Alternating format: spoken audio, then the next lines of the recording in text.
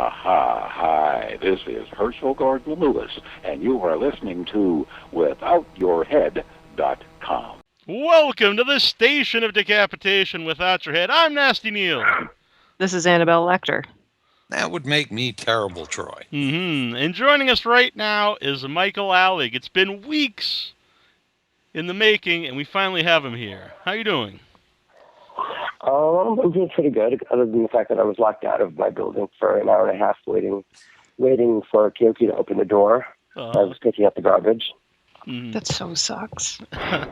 Is the weather nice anyway? It's kind of misty and cool out. It's kind of like a typical fall night in New York City.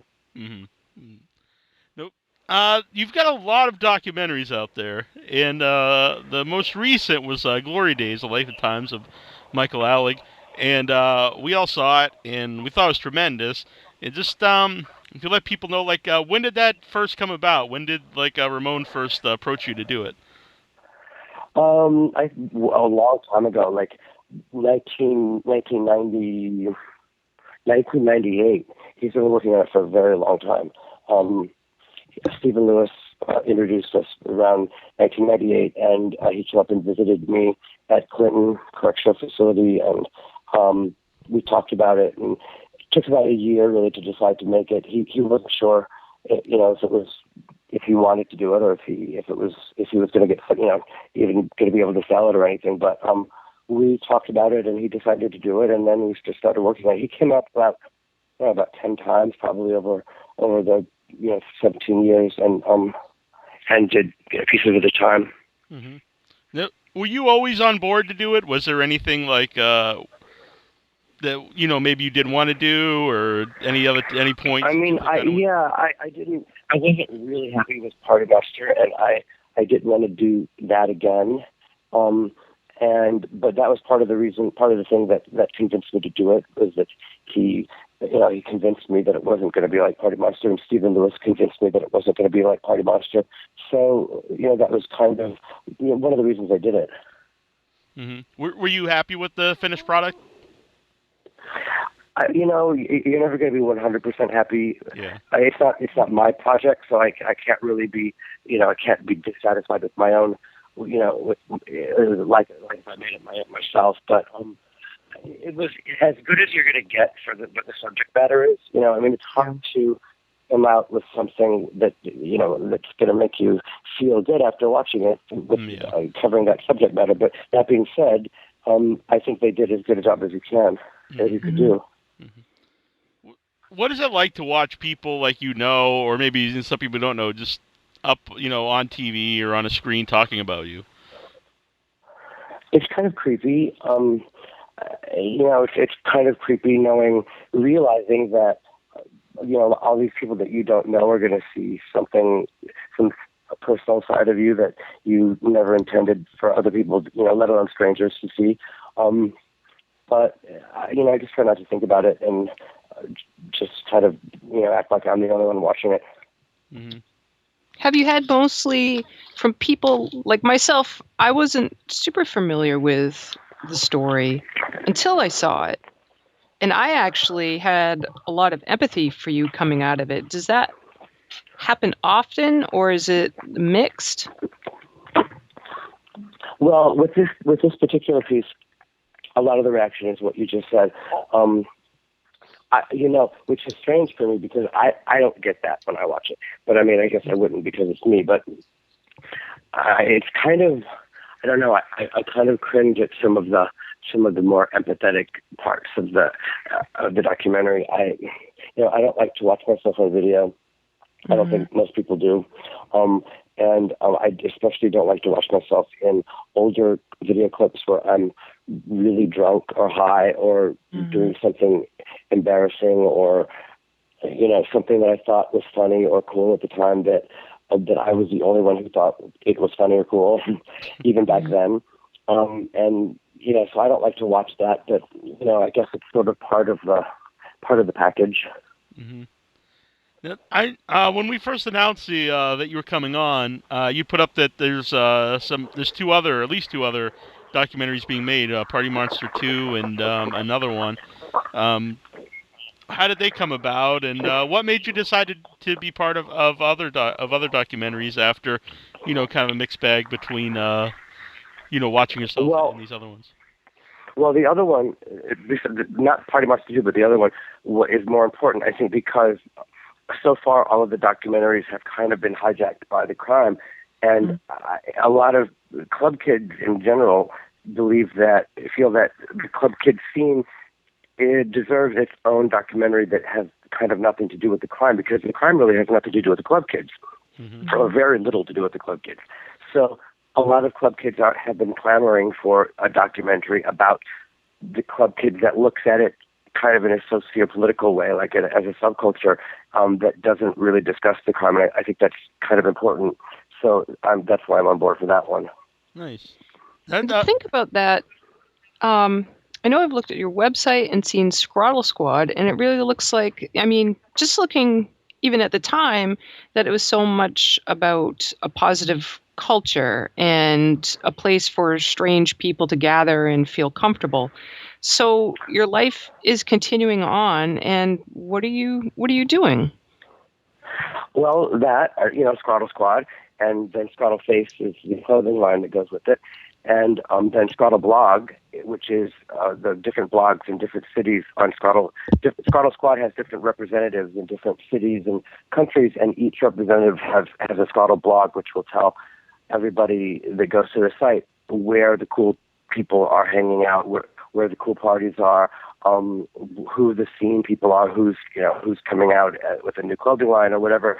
But then on the other hand, it also will hook people up with counseling and social services and therapy and mentors and stuff like that. So it's kind of well rounded out. It's got a little bit of everything, and it's growing so fast that we have to be very careful that it doesn't grow so quickly that it gets out of our control, because there's really only me and Christopher Comp in charge of everything.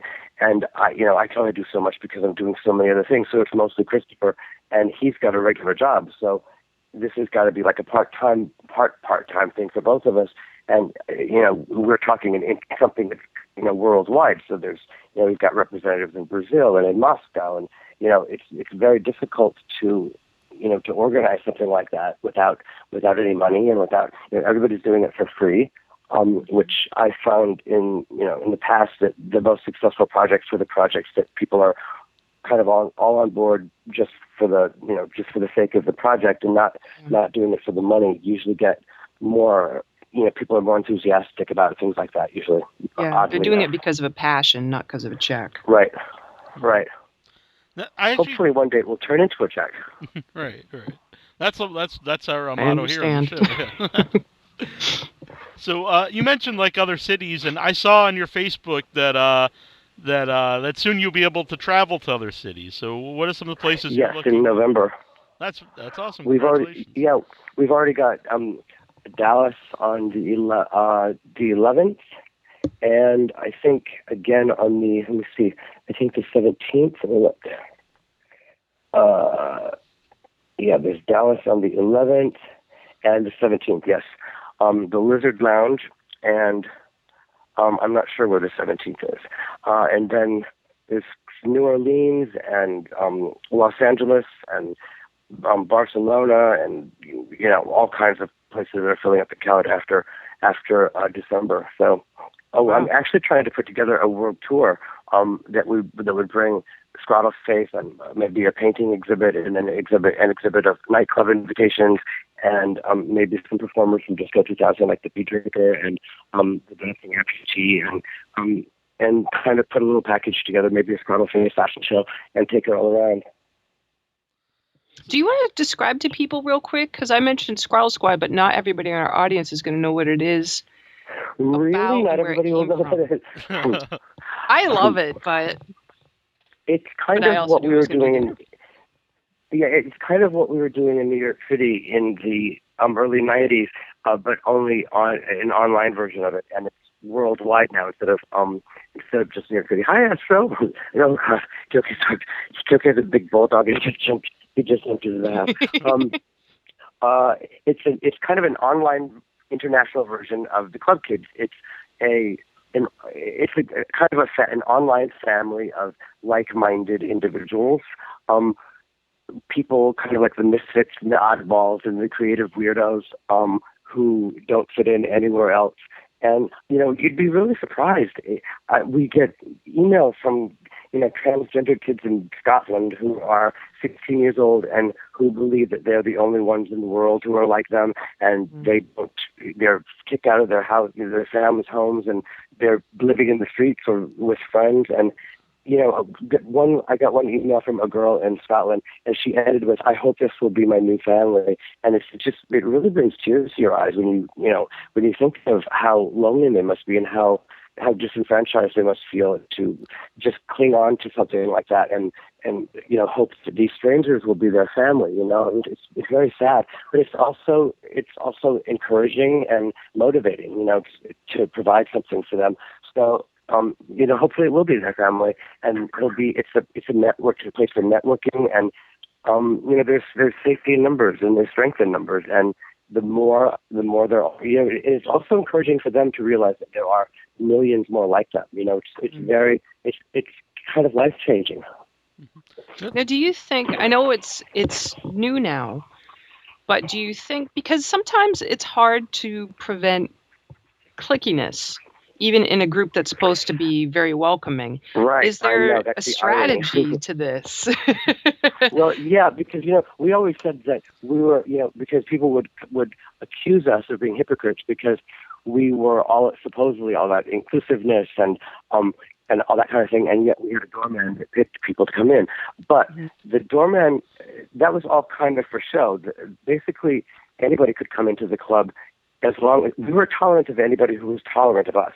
So if you could get along, if you didn't and I put drag queens as door people of all of these clubs, even though they were straight clubs, and we did that because it was kind of a litmus test. If you could handle the fact that the drag queen was at the door, then that meant you were, you could basically tolerate anything, and you could get along and you could come in.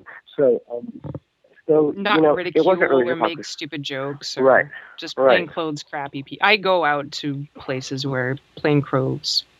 I mean, there's nothing wrong with people to wear normal clothes, but if you can't make a minimum easy dress requirement, then it's probably not the place. Well, and you know what? We never had a dress code. We never had a dress requirement because there really wasn't one. It was more of a mental thing, and if you were smart enough to figure that out, then you could come in. Mm-hmm. So how will you run that? We discriminated against dummies. How will you end up? How do you think you're going to end up hitting? Because I think that's going to be one of the biggest challenges. Is you're going to get all these people in the same place, and there is going to be a tendency for people to make cliques. Do you just let them branch off into their own? That's just human nature, and it's human nature, and you just got to let it. You just got to allow it to happen, and allow it to happen organically. And as long as it's happening organically and not kind of imposed, like in a Nazi-like way, I think that's okay. Because, like I said, it's human nature, and whatever makes them happy, let's do it. It's not hurting anybody, and if it makes them feel more comfortable, then I think it's fine. Now, was the internet something that you used the last 17 years when you were away, or was it something that you had to No, they don't. Yeah, they don't allow you anywhere near a computer. Weirdly enough, you'd think they would be kind of preparing you for a world of computer, and they don't. You're not allowed anywhere near a computer. They don't even do nothing in the Department of Corrections is online because they're so afraid of some computer genius kind of hacking into the system and making picking up release papers for everybody, or screwing something up. So they don't allow any online activity, even in the administration. You have to write them. Even today, you have to write them letters or call them. You can't send emails to anybody in the Department of Corrections. Wow. Mm-hmm. So what's that been like to you? There's so many things to discover, but the internet's a huge thing, and probably a lot of people listening to this would just take it for granted because you grew up with it, we grew up with it. But what's that been like for you to discover the internet? So a lot of a lot of funny things. People, like you said, they take it for granted, and people, oh my God, this dog is all over me. For instance, nobody really taught me how to do anything online because it was just so second nature to them. They just figured out, he must know how that works, or or they maybe even thought like you did that I was doing it in prison because it's just so commonplace. But I mean, I didn't even know that you could forward an email until 6 months ago. It took me a year and a half to realize you could forward an email, and when I realized that, I was like, of course you can forward an email. It makes perfect sense. But it's the kind of thing that nobody tells you because they think it's so obvious. But, since I didn't have the foundation, the building blocks, the kind of, the primary colors, you could say, it didn't dawn on me. Mm-hmm. And now using in promoting the stuff you mentioned and your website and everything, is that just like another tool for you, or was it? Because you're it basically is, like it is. But mm-hmm. I think it's overrated in so many ways. I think it's almost more of a hindrance than anything. Everybody's like, oh, how did you do this before the internet? It was easier to do it before the internet. The internet kind of ruins everything in a lot of ways because people are so oversaturated with everything. So many emails, so much junk. Like you never got this much junk mail, and there's so much junk email that people don't even really pay attention to any of it anymore. And like the Facebook event pages and stuff like that, people are just inundated with those things because they're free. So it's just like I don't think anybody pays any attention to any of it. Yeah, and sitting there and making a flyer and distributing it takes work and effort. And so people that don't feel like doing it won't do it. So you weed them out, right, is what I mean to say, is that if you I could see that being to your benefit at the time because so many people just wouldn't bother. And it's my benefit now. We had an exhibition about a month ago at this club called Rumpus Room. We had an exhibition of old nightclub invitations from the 90s. And cool. People were so amazed with some of these invitations, and especially the club owners themselves, that they decided to start printing invitations again because it would be A, a novelty, and B, in 20 years, the way we're going now, 20 years, nobody's going to have these kind of cool mementos to look back and say, oh, I was at that party, or, I remember that time, because they say that, if it's on the internet, it's there forever, but it really isn't. It's like, after, a day, it doesn't really matter anymore. So you're not going to have something in 20 years to look back and remember these times. So they're going to start printing invitations again. And I think it's going to give them an advantage. Mm-hmm. Yeah, absolutely. And you mentioned novelty, and it seems like you were always, throughout your youth, and I'm sure your adult life, had a mind that just goes these places and you just think of this stuff and you go for it. How has that helped you do what you're doing now, and how do other people respond to it? It's just always been second nature to me. I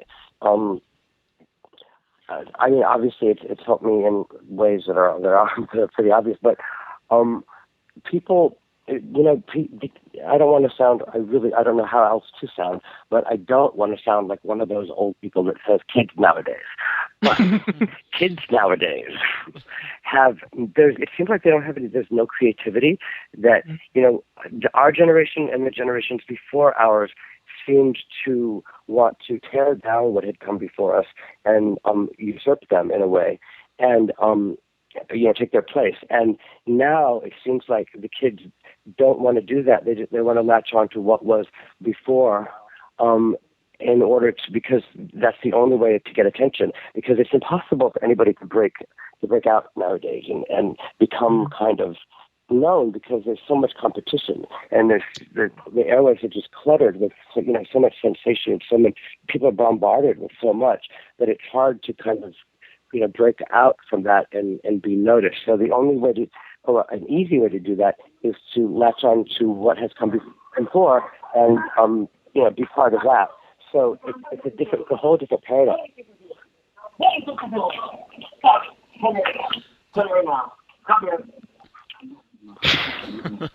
There's the madhouse here, as usual. It's all right. It's all right. So earlier when you mentioned, not having the internet, not being prepared for the internet when you came out, what are your thoughts on how they prepare you to come when you're released from prison in general? Do you think they do a good job? Mm-hmm. They don't prepare you in any way. And even in the ways that they're supposed to prepare you, your keys are right here. I don't know what keys are. There's something called transitional services. And when you leave prison, you're supposed to go through this 3-day ordeal of where they're supposed to be teaching you how to, fill out make a resume and do a job interview 3 days. And get an apartment. Yeah, it's 3 days. And well, where do you hear what it actually is? The problem is that it's run by inmates. There's no money to fund it, so it's run completely by inmates. There's no oversight whatsoever. It's completely run by inmates. So you can imagine. I was at the first day I went there, and instead of teaching us how to fill out, job applications and make resumes, I swear to God, they were teaching us how to rely on psychology tests to make the psychologists think that you're insane so that you can get disability. Uh-huh. And the things that you're supposed to say, the symptoms that you're supposed to say that you have in order to get certain kinds of mental illnesses, the kinds that pay the most disability. They showed us how to lie on how to cheat the government out of taxes and how to not declare income so that you can get free housing. Every scam you can imagine, they taught us how to do. So that when we left prison, we were experts at scamming the government out of money and living for free. And nobody does anything about it. Wow. I never did learn how to make a resume. And it's funny because when I came home, I was offered I started getting offered jobs, and when you're on parole, in order to get a job, they say that you have to have the employer write a letter to the parole board and, explaining what the job is and blah, blah, blah. And I jumped all the hoops like an idiot and had these letters all written and prepared, and I walked in like the teacher's pet that I was, and, with my chest out and said, here are the letters. And my parole officer didn't know what to do with them, because she'd never received letters from anybody offering any parolees jobs. Uh-huh. Because they're all on there. She just assumed that I would be on welfare and that I would get food stamps, and and that's the end of that. And she was almost annoyed that I was giving her these letters, because then she had to take them to her supervisor, and she had to have things approved. And they were actually annoyed at me for this. Wow. I can imagine. I worked in adolescent residential, and it's kind of like junior jail. And that was one of the reasons I couldn't stick with it, is because working with people who really weren't doing services for these kids was awful. So you saying these things is not a shock. I mean, it's sad, but I'm not like, no, there's no way. I totally... Yeah. Oh, yeah, I feel the same way. I wasn't shocked. I guess I expected it, but I mean, you don't want to expect it. Yeah, exactly.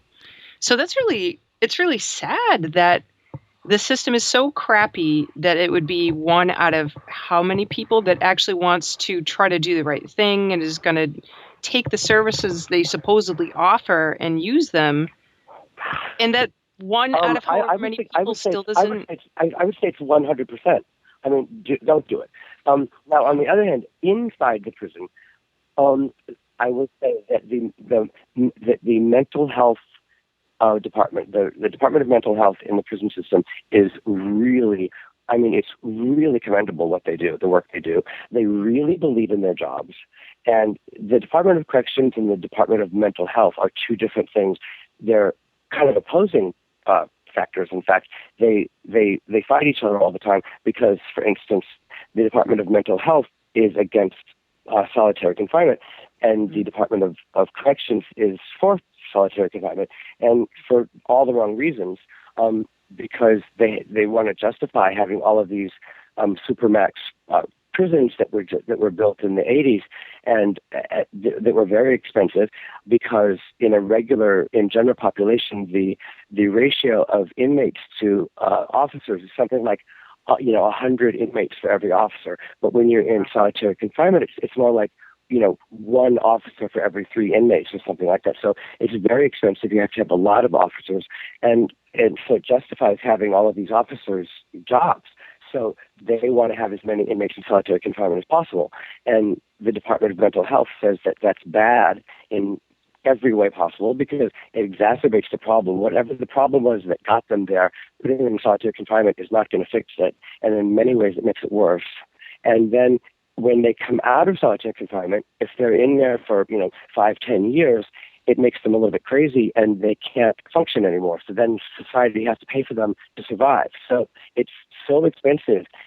It's unbelievably expensive. It's almost like, when they want to execute somebody, it costs millions of dollars to do that. Instead, it costs more money to execute somebody than to keep them in prison for the rest of their lives. So, there's so many things that are just done backwards. I saw one of the Pews, the internet show you're doing on YouTube, and you talked about the solitary confinement, and I think there was, is there some type of agency or some type of charity or something that you talked about that that was to try to get people out of solitary confinement? Yeah. And I did some work for them when I came home. In fact, they liked what I was doing so much that they took me to this it wasn't a convention, but it was kind of a convention of officers, and it was a meeting of the Department of Corrections and the Department of Mental Health, and they were discussing solitary confinement, and I did a speech, and talking about my own experiences there, and both sides gave me a standing ovation, even the officers, because a lot of the officers who are actually working there, they don't agree with it either, because it's up in their face and they see the effects of it, and they're humans, most of them, and so they've got feelings, and so it's hard to see somebody suffering right in front of you. It's one thing to hear about it, but you have to be there and have it right in your face.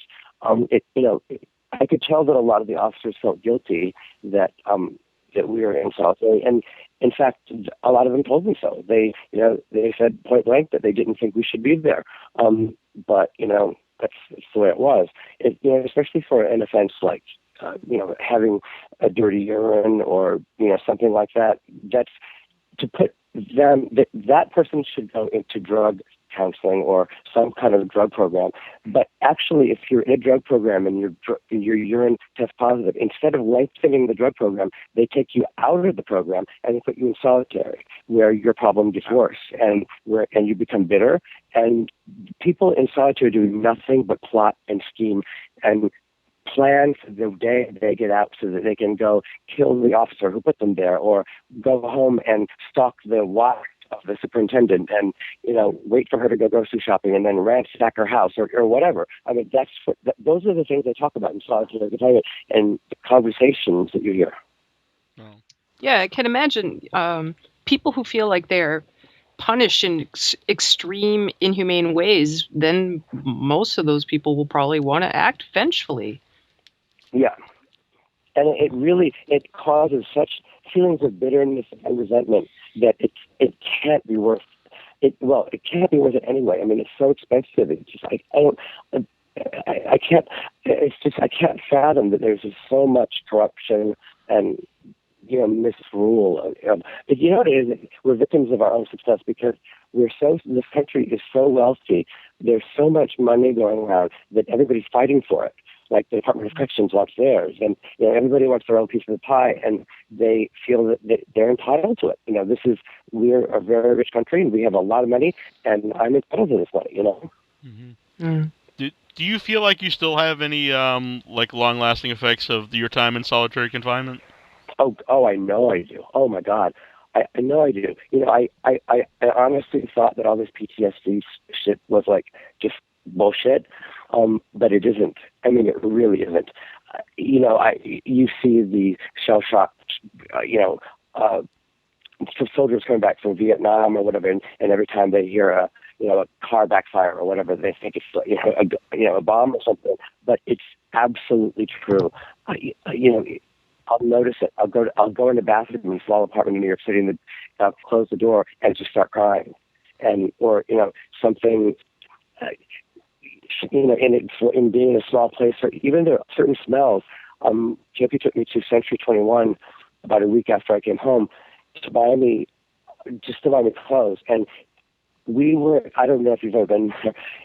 It's kind of there was like this loud techno music playing, and everything was ridiculously expensive, and just, designer underwear and, just ridiculous things that, to me, coming out of solitary confinement where I had 2 pairs of underwear that lasted me a year, you get 2 pairs a year, and you only have those 2 pairs. So when you're wearing one, you're washing another.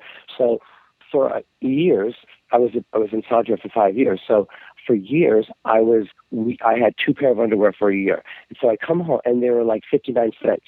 You had to pay for them. So I come home, and Keoki takes me to Century 21, where the underwear is $50, and he's buying me like 10 of them, and of all different, 10 of each designer. And it's piling up at the cashier, and there's this loud techno music, and people are spraying perfume on me, and everything just looked so ridiculously decadent at that point, and just so useless and senseless. And all these people working so hard so that they can spend the amount of money that I would have spent on probably a week's worth of food on a pair of underwear, and for no other reason that it had a different label on it, just made everybody seem like they had this some weird psychological disorder. And I just completely broke down in the middle of the store and just started crying. And I said, I can't do this. Like, I want to go back. Like, I don't want to live with these people. It was like the epitome of the rat race. Just working so hard so you could buy 20 pairs of designer underwear. It was ridiculous. Mm-hmm. So do you think you would have felt that way if you hadn't gone in? Do you think you would have grown into that if you'd stayed outside of jail? I don't. I mean, well, of course, I always realized how ridiculous it was, but I mean, that's what the club kid thing was. We were, trying to point our fingers at how the ridiculousness of consumerism and fame and celebrity and capitalism and all that stuff. At the same time, we all enjoy it and we think it's fun and it's kind of entertaining, but it's not serious and it shouldn't be taken seriously. But many people do, that was what the joke was. So yeah, it was all that was always something that we realized. But I think it was just brought, very much to home, just, coming from one thing, from one extreme and going into the other.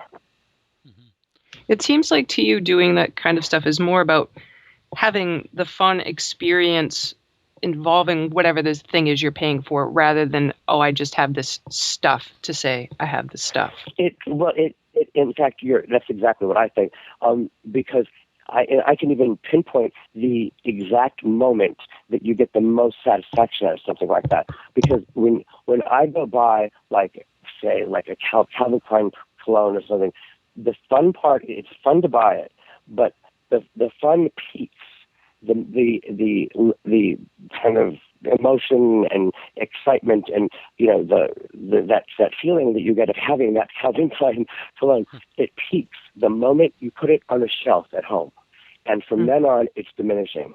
But it peaks and peaks, it builds and builds and builds, and then the peak moment is when you put it on the shelf and when it's brand new. From then on, every time you use it, it gets a little bit less fabulous, until it's just, you don't even pay attention to it anymore, and it's clutter, and you have to get rid of it so you can replace it with something else. And the hippies really had something going for them back then. They had all the right ideas, but they expressed themselves wrong, because their way of expressing their dissatisfaction with this whole thing was to drop out, tune in, tune on, drop out. So when you drop out, though, you're no longer part of the conversation. And in fact, people mocked you. The media mocked the hippies, and everybody mocked the hippies. They're idiots. Look at them. They're not even playing. They're not even in the media. They're not even, they're not playing the game. So, and they had a point. So the club kids kind of took the ideas that the hippies had, but instead of dropping out, we stayed in the game so that we could, remain part of the conversation in order to try and change the conversation. And I think we did to a certain degree. Well, we weren't the only ones doing it, but I think. But you made appearances on major shows, like you were on Phil Donahue, and where you went? Yeah, and I think Joan Rivers too. It was a bunch of shows that you guys made it to. Mm-hmm. So you certainly had an impact at the time, like you're saying. Well, we didn't realize it. I was very shocked later on when I heard that the Geraldo shows were averaging 5 million views, per time. We really thought that it was more like in the thousands, and that people would tune in and see us and immediately change the channel because we are just a bunch of freaks. And in fact, those shows were so influential because when I was in prison, I would get, really like hundreds of letters a month from kids who said that those shows changed their lives, which may sound ridiculous, but I can kind of understand that if I was in South Bend, Indiana, and coming home from school and turning on the TV and seeing these people kind of being themselves and not being afraid or not being embarrassed, not being afraid that people are going to mock them or hurt them or whatever. It must have been very liberating for kids to see that there's a place in the country where you can do that. Mm-hmm. Along those kind of lines, since you came out, gay marriage is legal, and a lot of things are more acceptable. How do you feel about that? About gay marriage is passed, and it does seem like it's more acceptable to most people to be gay or lesbian in marriage. I know this is gonna sound weird, but I'm kind of upset that all these things have happened because we're it's one of those be careful what you ask for kind of things, because we were always our view was we want to see a world where everybody has different color hair and everybody's got pierced noses or ring and ears or dicks or whatever, and everybody can get married, and then it all happened, and we don't have anything to fight for anymore. So we're kind of we're becoming complacent, and there's something to be said about having something to fight against, to rally against. And it brings everybody together and forms, a community. The gay community was really strong back then. It was really powerful because we had so much to fight for and fight against, and we don't have that anymore. So I'm afraid we're losing our edge and our edge. That's really interesting, because I can imagine that at the time, the only people that could bond together, it was a certain group of people, and then a lot of people might be on the edge. And now that gay culture is, there's all these transgendered and all these different things are becoming more acceptable, that you don't need that strength of community together like you would have. I really miss that. Yeah, I really miss it. It was almost like military. It was like a military kind of. It was like we were like groups like ACT UP were like they were doing really cool things, like disrupting the mass services at in churches and stuff like that. I mean, I used to complain that that kids don't go out and burn police cars anymore, or bomb buildings and whatever. And I was kind of joking, and I got in a lot of trouble for saying that. But the point was that there's nothing to fight. They have no reason to fight, and we're becoming fat and lazy. And it's almost like we wanted all this stuff, and the government said, "All right, you know what? You want it? Go ahead, take it." And then we got it, and now we're all getting fat and eating 5,000 flavors of Ben and Jerry's ice cream and watching all of our cable channels all day long. And it's all, I don't want to sound like a crazy conspiracy theory, but it's almost like that was their goal all along, was just to keep us fat and entertained and shut us up. Well, yeah, because, and here's the thing, though, that you've got that side, and also when people bother to fight for things, like you mentioned about social media earlier, it's like a day. Like I went to a rally and the streets of Boston were shut down. You'd think that would be a big deal. But it wasn't, because it was just another day for another cause. The day ends, life goes on. So it really only appeals to people in that one little group, and that's it. Even worse, now when you want to, in New York City, I don't know if it's like these other places, but when you want to rally in New York City, if you want to have a protest or something, they will tell you where you can protest. You have to protest within these dotted lines, and you can only protest 50 people at a time. And if there are more, well, then they have to go in the waiting protest area, which is like 5 blocks away. And it's not protesting at all. It's like it's just being part of the. There's nothing is disrupted anymore, because they don't want any disruption. Everything is disrupted in a very, very organized way, so it's not actually disrupted at all. So it doesn't really mean anything. Yeah. It's all. I think the only thing to do is to just, because I remember going through that process of trying to make an organized effort in Boston Common and finding out you need to fill all the paperwork and all this stuff, and it's crap. So I don't know. Do you just say, fuck it, and you just take your giant group of people and do your thing? And nobody will do that anymore. And you know why? Because of 9/11. Everybody's afraid of being labeled a terrorist. And if you are a group of like 50 or more people, you look like a mob of terrorists. And that's why you could never have an outlaw party now, because especially in a subway, oh my God, you would be in Guantanamo. You would have Lady Bunny and Richie Rich in Guantanamo because they were disrupting the subway system, which is an act of terrorism. Wow. I mean, it's really Orwellian.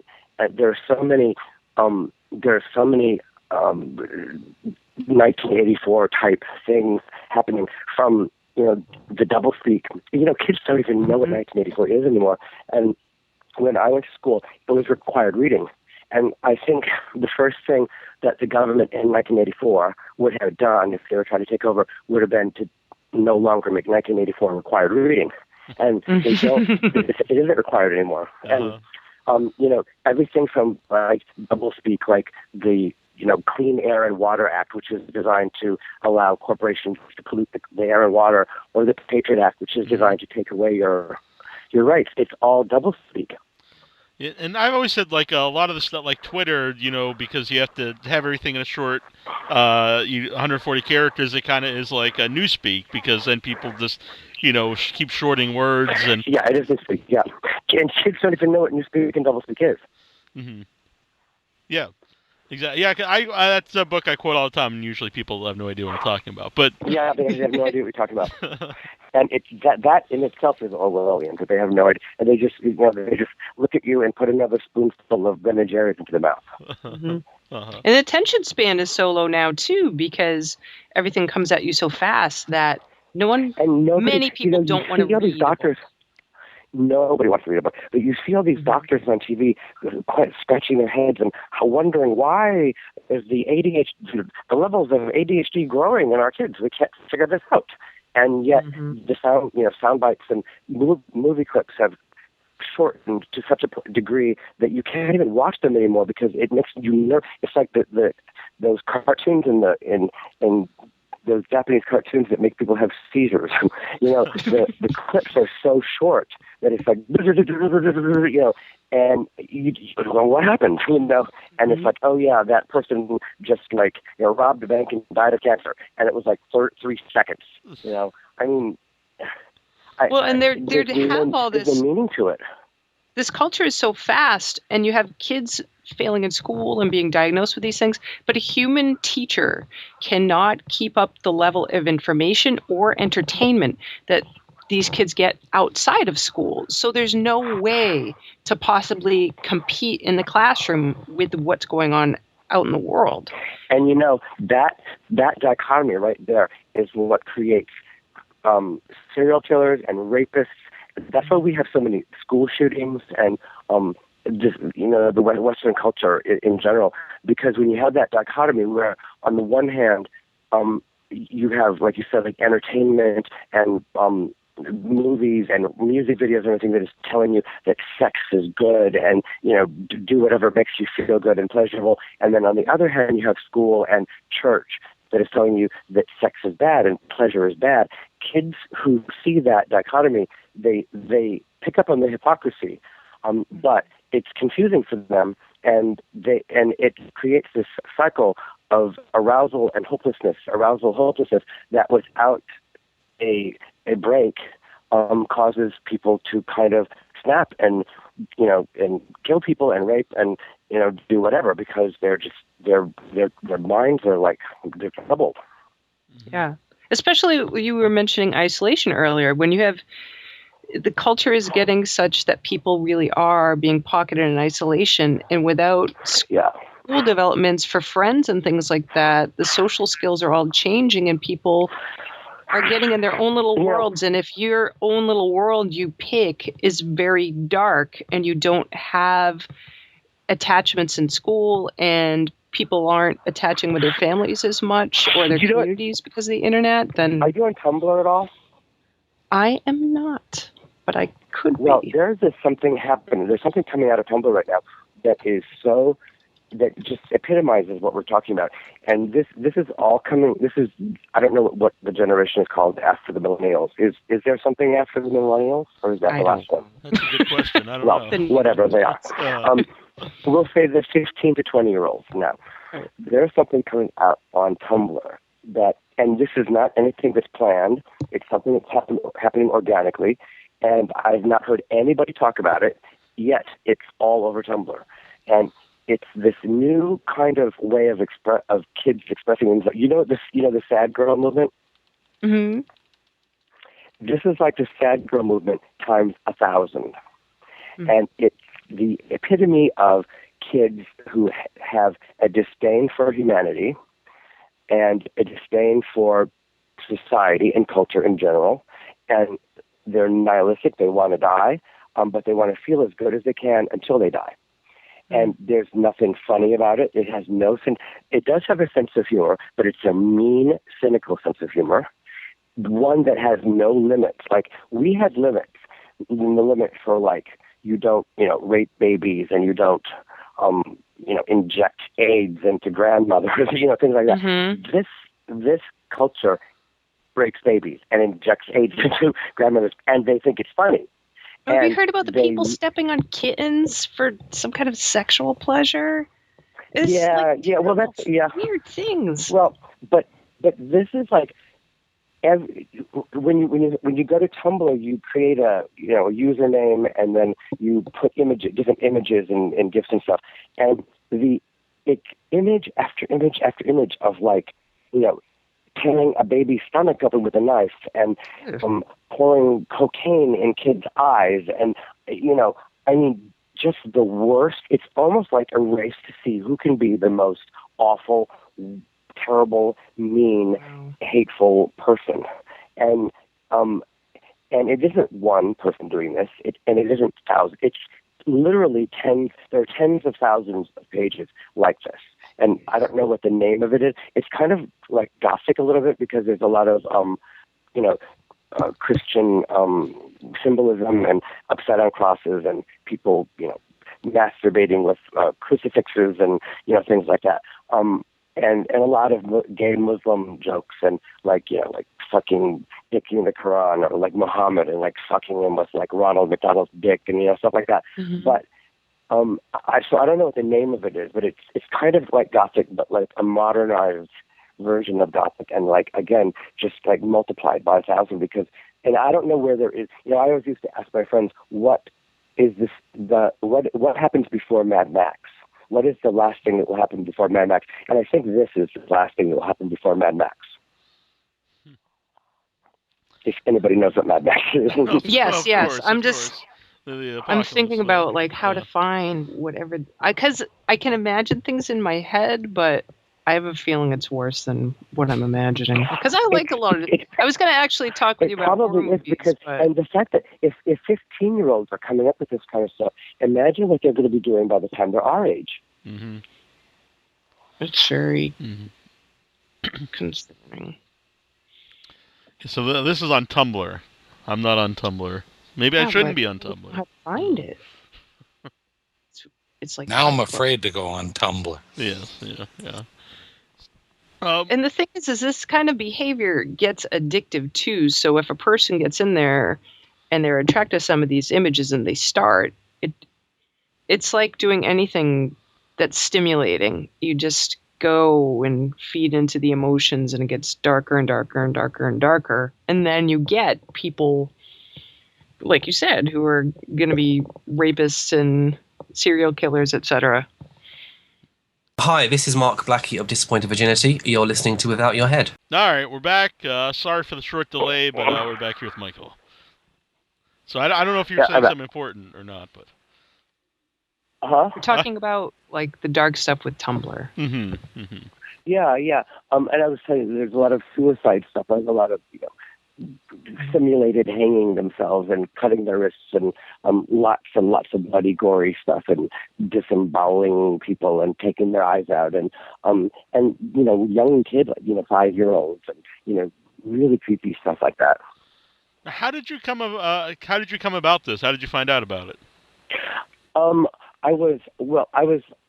If you go, the way Tumblr works is if you find one page that has a specific thing on it, you go to that page and then you see all of the things that they liked. So all the pages that they like. So if you see one page like that, you'll see hundreds of other pages similar to that, and then you go to those pages and there'll be hundreds of pages on top of those hundreds of pages. So you just found 10,000 pages that are like that. So you really only have to find one. Mm-hmm. I mean, how do you find anything on the internet? You never know. Well, you start here and you end up where we end up. Tumblr had in 3 hours. I was especially attracted to Tumblr because it's very visual and it's very shocking and it's very I've always been a sensation person and and Tumblr is about the most sensational social media there is, I think. So far, so it's the most sensational one I found. Do you think that's just a natural evolution? Because things like you mentioned, you had limits, but still, it would be more. You did stuff that was shocking to the generation previously, and is this just a natural progression of that? Well, I have to tell you, I've never had any limits, but society in general has limits. But I've never had any limits, and I never understood the limits. Like I didn't, because it's all visual and pretend, I didn't understand what the furor was, for instance, over there seemed to be some like unwritten law in movies that you never see, a 5-year-old killed or something, or, and I didn't understand why that was, because in real life, 5-year-olds are killed, so why wouldn't there be in movies, So I didn't understand those limits. And I still don't understand them. But so it seems more like Tumblr has caught up with me or something. But I'm not saying it's the right way to go for society. It probably isn't. James St. James said something in his book that made a lot of sense to me. Something like there are street signs and lines down the middle of the road for a reason. And there are because idiots in the world, they have to have the lines. But I think I believe in the Supermensch theory. Just for the benefit of mankind, you need to have. And I'm not saying I'm one of the Supermensch, but I believe in the theory that some people, if they're really smart, should be allowed to break those limits. Because how else are you going to find out how else are you going to move forward? How else are you going to progress if you can't experiment and you need to, what do they say in there, to make an omelet, you have to crack a few eggs. I think it's the same, it's the same way with this. Mm-hmm. But then how do you manage it? Because I totally understand the sentiment that there are people who are bright enough and well-adjusted enough and they could do certain things. Who those people are. What's that? The problem is, though, who gets to decide who those people are? Exactly. And there's a huge anti-intellectual thing going on right now. So the doorman gets to decide. What was your statement there about anti-intellectualism, Annabelle? That it's a problem where I think there's people who they're not necessarily morons, but they're not super brilliant and feel resentful that intelligent people or people who say they're more intelligent make a lot of decisions for them that they don't like. And so they just end up resenting intelligence. Right. Well, you see that with again, we're going to say the kids nowadays. You see that with young people today. Oh gosh, there's no way of saying it without sounding like an old person. I can't think of any way to say it without sounding like that. But there is that very much where they kind of make fun of you if you're smart or if you talk properly or if you are a grammar Nazi or whatever. And it's, it really, we are really living in idiocracy. I mean, it's that movie was so on point. I mean, and there's a reason that movie didn't make any money, because we don't want to see, Americans don't want to see how stupid and fat and boring and dumb we are. That's so funny. I literally, this friend of the show, Seth Hayes, I shared the intro to that yesterday, where the two different couples are having babies. Yes. Oh yeah. Oh, it's so fucking true. I mean, it is. Darwinism is survival of the fittest, but country is not survival of the fittest. It's the opposite. It's survival of the least fit, and those are the people who are, procreating and populating the next generation, and it's frightening and exciting at the same time, because thank God I don't have any kids, but I really am excited to see everything fall apart. I've always been very attracted to the times in culture when things turn in, when society gets so decadent that it kind of turns inside out.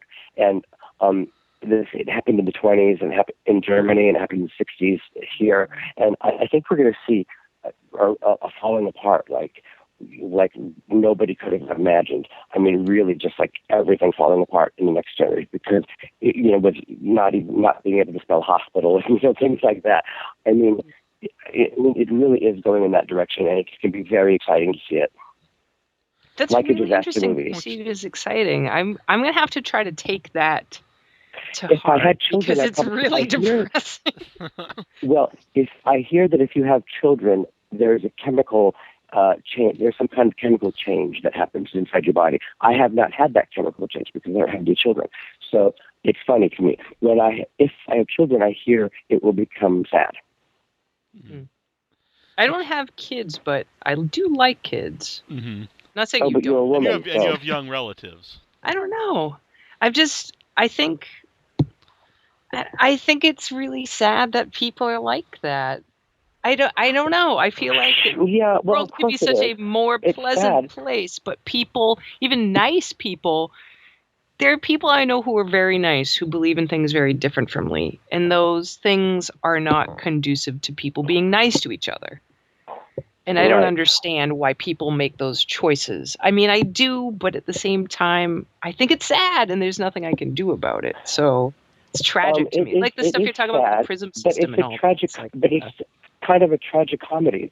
I mean, it's sad, but it's almost like, they say that you get the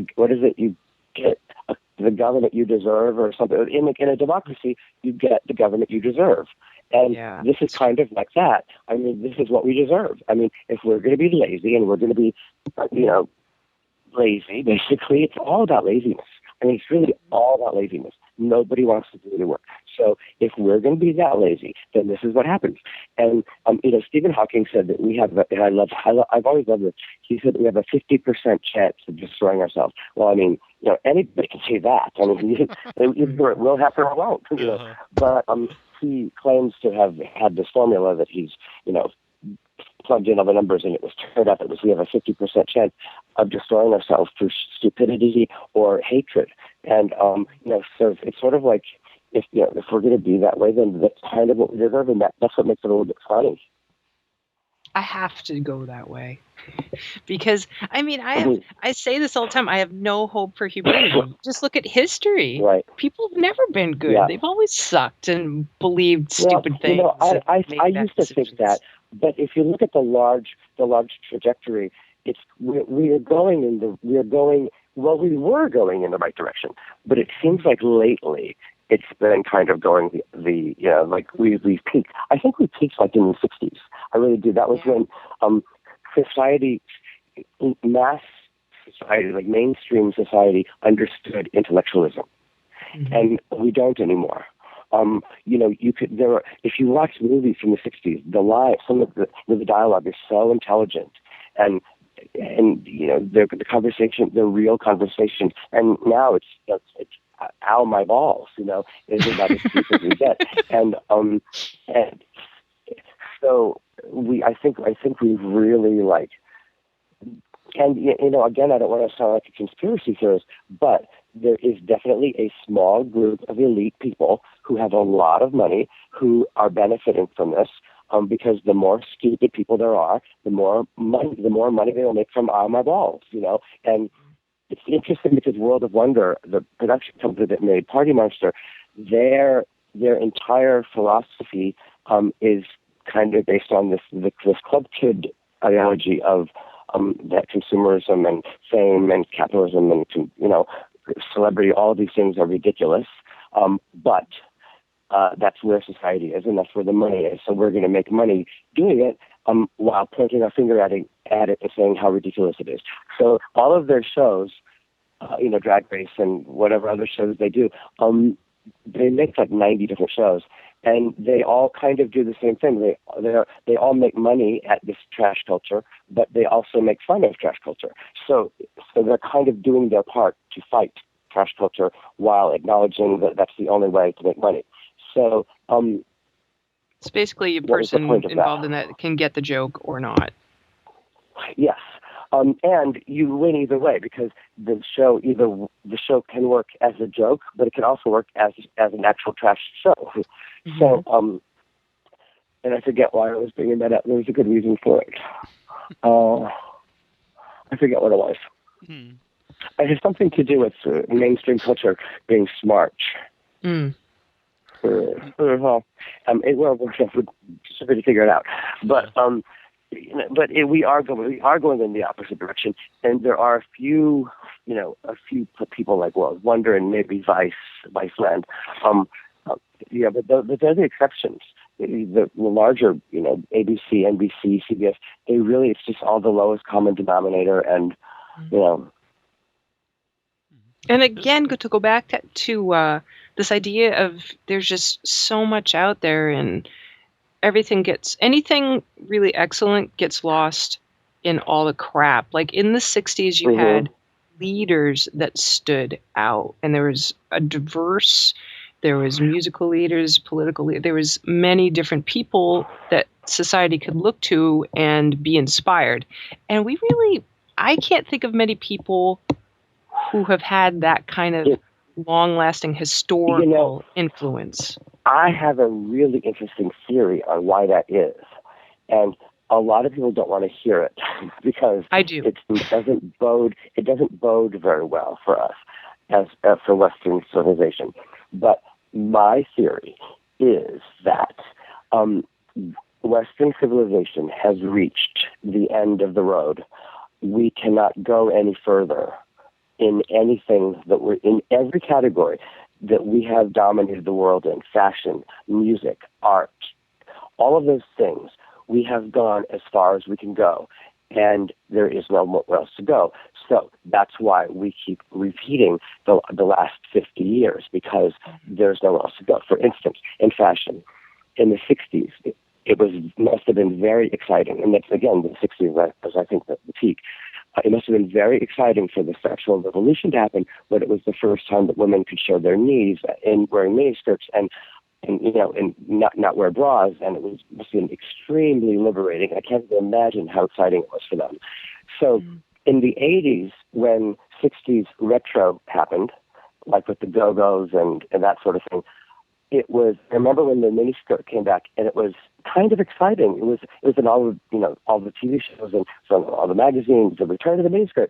And then when it happened again in the 90s, it didn't get hardly any attention, and now it gets no attention at all. And it's so, and skirts can go from mini skirt to maxi skirt and everywhere in between. And pants can go from bell bottoms to peg legs and everywhere in between.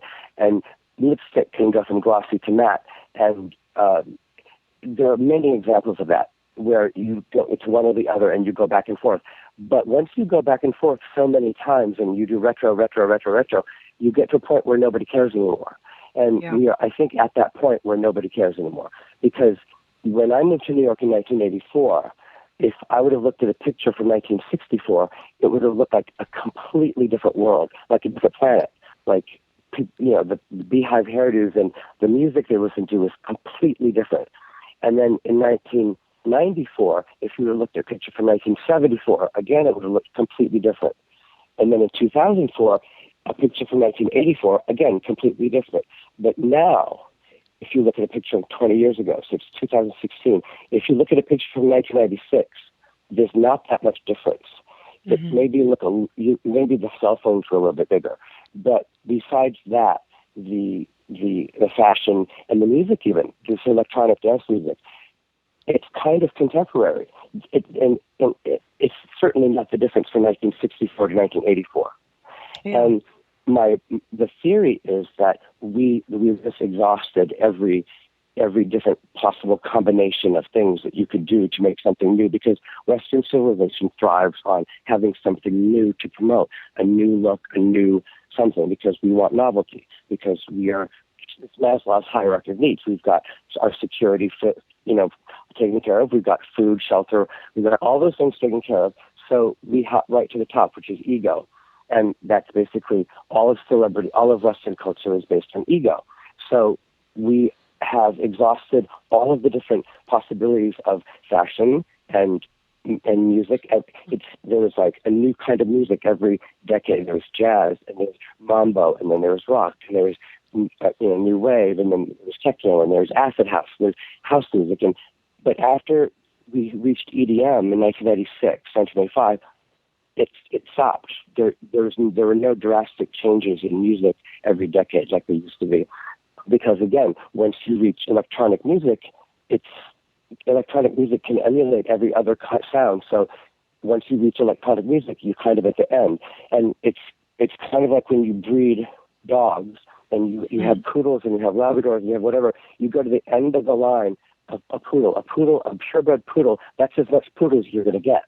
And I think we see as much music and as much fashion and as much art. Not so much art, but more music and fashion. I think we've seen everything that is to be seen in those things. And I think we're done. I think it's run its course.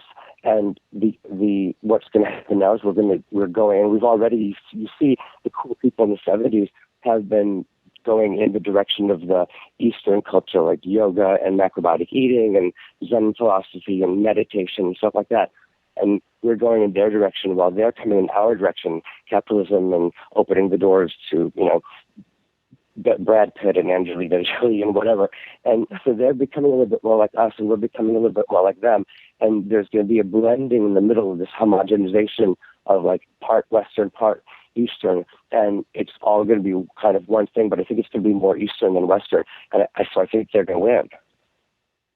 It's really interesting. So do you think that could possibly be an ideal way to live? Because as you were talking, I think about, it's really interesting because I think the more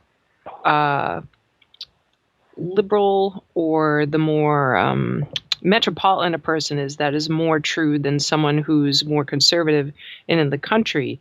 And that possibly creates part of the disparity between those two groups. So how do those two different kinds of people, at least in this country, how does that reconcile? How do they meet in the middle, or do they not meet in the middle? Well, I think they're either going to meet. You're probably going to see two different things. It's just like you said, you're going to see them either meeting in the middle, or you're going to see like what's happening in Brazil, where if you either can afford to have a helicopter that you fly from safe zone to safe zone to safe zone, or you get killed. And I think you're going to probably see a little bit of both, depending on where you are. But this country, you definitely see much more, a rift between the haves and the have-nots, and where just a few people are controlling like all of the money, and then you have like the masses that are, it's a giant welfare system that that they're just paid basically to eat. They're given food stamps and housing allowance, and they are basically paid not to work and to have as many children as possible. So you have more of them, you breed more of them, and they become kind of like the Eloi in Time Machine. Now, this is really interesting. The part you're talking about, this really caught my interest just now, is about social welfare and that system, because you've seen a really ugly side of that firsthand. What do you think about that? Like, how do we have, if we do at all, have a welfare system that would be successful and would stop abuse? It's really, it all boils down to education and family values, which is not, my family values are not the same as just for everybody. Mm-hmm. But if you look at countries like, there are some countries where it works, like socialism works in Sweden and in Norway, and these countries that are very rich. They have some of the longest life expectancies. They have a high standard of living, and but they pay like 50% of their money into taxes. But they also don't take advantage of it. So you have to be brought up with morals and ethics so that you don't take advantage of it. But this country is so morally bankrupt that everybody is brought up. They're actually brought up, taught, take what you can, get what you can, because I think subconsciously we know it's not going to last, and so that's what happens in a sinking ship. Everybody grabs what they can, and I think that people realize that this country isn't, the whole country is based on a lie. I mean, the only thing that we excel at is lying. We make the best movies, and we make the best videos, and we have the best CGI, and we make the best special effects, and we can lie, and we can make you believe something. We're delusional. Traveling magicians. Yeah, we're delusional. We're like the traveling magician that fools kids into thinking that, whatever. And the rest of the world is buying it. But for how long, I don't know. They're either going to wake up and realize that we are the great Satan, or they're going to follow in our lead and just become the world of fat, slobby, idiocracies. Mm-hmm. And, if people wonder why we're so hated, that's one of the reasons we're so hated, is because we are teaching the rest of the world a bad way of living, and we're really good at it. We can sell a bad way of living and make it look like it's the best way of living, but people are realizing it now, and that's kind of like the facade is kind of falling apart. And I think that a lot of people in this country realize that, and it's like when I was growing up in the 70s, like Chrysler and these big, huge, giant cars, it was planned obsolescence, and our car would last 2 years and then it would fall apart. Whereas a Mercedes would last 20 years or 30 years or whatever. But still, we could convince the rest of the world that the Chrysler was cooler than the Mercedes. And there's an art to that. But it's all fake, and it's all about lying, and it's all about, corporate America is all about lying. It's all about tricking people into taking as much money as tricking people into giving them as much money as they can legally without stealing it. For the least expensive product for them to produce.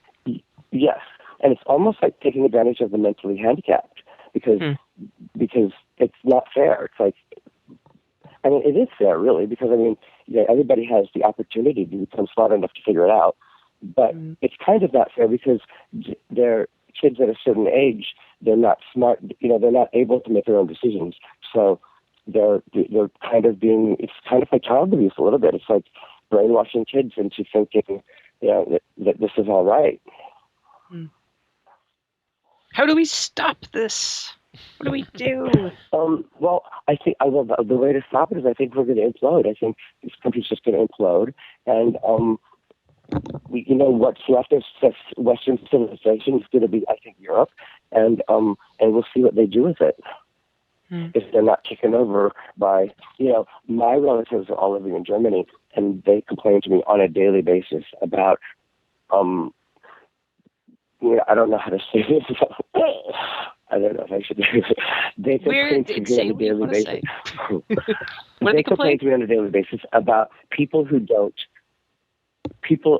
have, we'll say, liberal beliefs, moving into liberal countries, and then using the liberal system to change the liberal system and make it conservative. Yeah. And they've wisened up to it very quickly. In Denmark, for instance, in order to become a Danish citizen, you have to see a video of two men kissing and a naked woman, and then you have to sign a paper that says that you agree with that.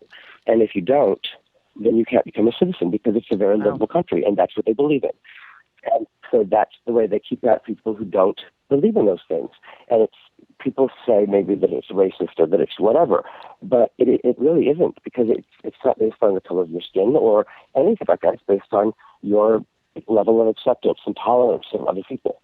So if you aren't tolerant, it's sort of like the club, what I was saying, the clubs were, if you were tolerant of other people, you would be let in, and that's the same exact thing. If you're tolerant of what they do, they will let you in. But they're not going to let you in and be tolerant of what you do if you're going to try to change them. Mm-hmm. That's fascinating. That's a great test. And this country is famous for that. I mean, like, people coming in masses and changing the shape of the system, of the government. And I think it's going to be our downfall. And we are so greedy and so selfish that we will sell it out in a second if it means that we will make money in our lifetime. Yeah. There's so many places. I'm sure you see this everywhere in New York. I'm sure New York was like a totally different city when you came home. Things really are now commercial. It was the last bastion of individuality in this country. Mm-hmm. And it still kind of is, but it isn't really. It's like Nike's version of individuality and Hershey's version of individuality. I remember when Neil and I became friends, we went to New York City, and I wanted to show him, because I hadn't been in a long time, and I wanted to show him some stuff and go in the village and everything. And this is not what I remember it being. You know what it is now? It's a movie set version of what mainstream America would think a trendy city is like. Mm-hmm. When we went there just a couple years ago, and we met Joel. Trendy bakery and. Yeah, we went there just a couple years ago. We met Joel Reed, who directed Bloodsucking Freaks. I don't know if you're familiar with the movie. Back 70s. Oh, I love that movie. Yeah, it's fantastic. And so we went and we had lunch with him, and he took us around, and he was just saying about, he's like, over here used to be all the perverts would come out, and he just said how much he missed all these things. I will end this interview on a very happy note. I was walking up 8th Avenue about a month ago, and I was lamenting, what 8th Avenue was, and it was like from 42nd Street to 48th Street, it was just like you could go there on a Tuesday morning at 5 o'clock, and the sidewalks, which are like 15 or 20 feet wide, would be just filled with people at 5 o'clock in the morning. Everybody up to no good. I mean, you were not there if you were not and everybody was a drug dealer or a prostitute or a runaway or an addict or something. Mm-hmm. And so I was lamenting because now everything closes at 3 o'clock in the morning, and so they can clean from 3 to 6 or whatever.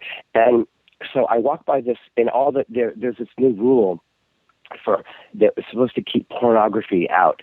That if you have like a DVD store, you have to have 51% of your product has to be family oriented. Otherwise, you're labeled a pornography store, and they're not allowed. So Wow. which is very strange because what they're doing actually is now if you want to buy pornography, you have to go to a store that mainly sells family stuff. So you have like all these kids and like family people running around, and then the perverts in the corner. So I go to this video store. I see this video store in the corner of the window. It says men's lounge downstairs, and I thought, it couldn't be what I thought it was, or it's like an old sign like left over from 30 years ago or whatever. So I go downstairs, and lo and behold, it was not a men's lounge. It was like Little Mermaid and all the Disney stuff. And so I was starting to go upstairs, feeling dejected, when I looked out of the corner of my eye and I saw this gate, like when a store closes in the mall, the gate goes down, and it was about 2 feet from the ground, and behind the gate was a dark room with filled with boxes, like a storage room. And I see this like perverted old man crawling underneath the gate from the other side of the gate, coming out. And I thought, maybe he was homeless and like living. I couldn't figure it out because it was a video store. So I went and I looked, and when my eyes adjusted, it was a dark room, and there were people back there having sex. And I told my friends about it, and we came back 3 days later, and they were charging admission. So wow. These things actually still happen. It's just like behind the Little Mermaid. Which where it should be. Exactly where it should be. Behind the enter from the rear. Well, that's a fantastic story. Well, we'll have to seek this place out now. On our next It's on 47th Street and 8th Avenue on the west side of the street. Awesome. Well, we really appreciate you coming on tonight. And it will be closed down tomorrow. Oh, I do have a really quick question about New York. Is there anything good happening for Halloween? No. No. Halloween is the worst day of the year. It's really the worst day of the year. Nothing cool happens on Halloween. It's impossible for anything cool to happen on Halloween because so many uncool people come out on Halloween. And it's almost like all of those people that you don't want to hang out with that, only go out once a year, and they put on the crazy outfit and they get really drunk and they don't know how to handle their liquor because they never drink except on Halloween and New Year's. It's the same kind of crowd, the drunk New Year's with a lampshade on their head. And they wear the sexy nurse and the sexy Frankenstein. And, it's just... It sounds like the people we see in Salem. Yeah, it sounds like the people we see in Salem the last couple of years. Except they drink all the time. They're just... No, in Salem, I would think that maybe something cool would happen on Halloween, but not in New York City. Mm-hmm. Yeah, the last couple times we went to Salem every day is Halloween in New York City. Mm-hmm. All right, so I guess we won't be behind the head. Don't go to Salem on Halloween is my advice. A funny story. When, Delight, the group, mm-hmm. Dimitri and Lady Kier and all that. Yeah. You don't know Delight, do you? Tell me. I don't. Anyway, Delight, they sang Groove is in the House. Oh, I know. Yes. Yeah. Okay. Well, when Dimitri, he's the guy with sideburns in the group. He's Russian, and he moved to New York on Halloween, and he didn't know that it was Halloween. So when he arrived in New York City, everybody was wearing like these crazy costumes, and he thought, this is what America is. This is American capitalism. And he thought that this is so fabulous. Everybody like wears costumes to work. November 1st. Then they sucked. Well, but then they started this band, so that's why they look the way they do. But he was inspired by that, and that's what turned into Delight. That's awesome. Cool.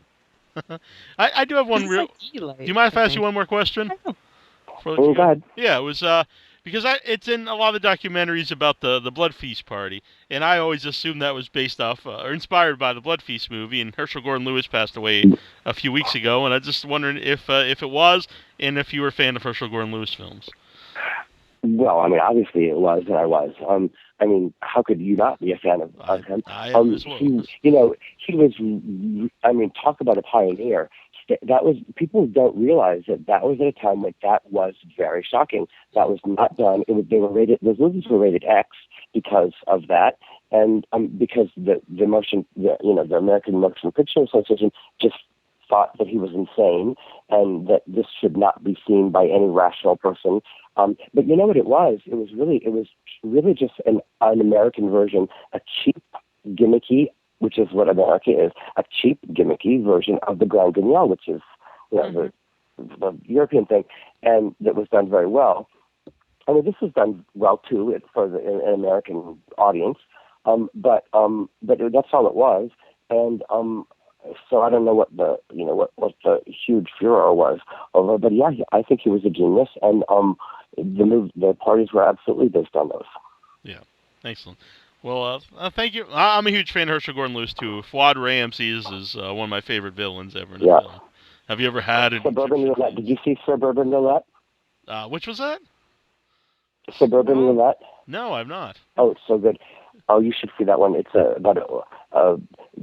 about cool suburban people who live on the edge. And but you know, the one thing I don't like about his movies, there's like this moral kind of thing where, like in Suburban Roulette, all of the people, the housewives are all lesbians, and when the husbands go away to work, the housewives all get together and have orgies in their houses, and they all end up in some awful, dying in some awful way. Right. And so the moral of the story is, if you're a lesbian and you have crazy lesbian sex, you'll die. So I don't agree with the moral. The moral aspect, and I don't understand it, because he couldn't have been that kind of a moral person. He probably only did that because he thought that was the only way he would get the movie made. I don't know, or shown. Yeah, we've had him on the show. That's the way I'm going to remember him, because I don't want to think of him as like the moral police. Yeah, we had him on the show a couple times. He's a great voice and just a really interesting guy. And he is like a marketing guy. He was really cynical though in the end, wasn't he? No, he was. We just had him on like last year, and he was just he was really upbeat. And he's making a new movie. And, he wasn't a cynic. No, not at all. No. I heard he became a cynic before he died. Which is the wrong time to become a cynic. Yeah. Yeah. Well, he was pretty cool when we talked. He was on for a while too. He was a good guy. He was really interesting and really total genius. And I think you probably nailed it about using that morality point as a way to market. He was just a great marketer. I always remember because he was on Skype with us, and he thought it was a video show, and I was like, no, it doesn't have to be a video. He's like, oh, so is it all right if I get comfortable? Because he was in like a three-piece suit, and I was like, yeah, that's fine. And he reached up and he untightened his tie like a half an inch, and that was his idea of like getting comfortable, which I got a big kick out of. I always pictured him as like Willie Loman in Death of a Salesman. Oh yeah, I could see that. But no, he's a really nice guy. We're fans of his. But anyway, thank you so much. Yeah, it's been awesome to talk to you. Yeah, been a really good time. If people want to find you online, where do they go? MichaelAlig.com. There you go. Now, I do like your Twitter name as well, because it's Alig. Oh yeah, well that's my autobiography that I'm writing, Aligula. Oh really? Oh, very cool. I'm looking forward to that. All right. Well, hopefully. Well, my name is in Aligula. It's also in Svengalig. Interesting. Excellent. And I'm looking forward to the documentary about the club kids, because one of the things I really liked about Glory Days was the beginning, where it was a lot about this kind of 80s New York. I really like that too. Mm-hmm. They're making a Broadway musical too. Oh really? Oh wow. Nice. Yeah, we're working on that right now. The Hammerstein family is behind it. It's huge. Oh wow. I mean, I'm really shocked. We'll definitely have that to should pay be attention great. to that. That's great. Awesome. Well, whenever these things come out, if you'd like to come back on talk about them, you're okay. All right. Okay, thank you. Thank you. Yeah, absolutely. Thank you Thanks so a much lot. for coming on. It was a pleasure. Yeah, and I know it's been more than a half hour. Bye. Bye. Yeah, bye. My name is Sergeant Spasievich, movie director, and you're listening to Without Your Head.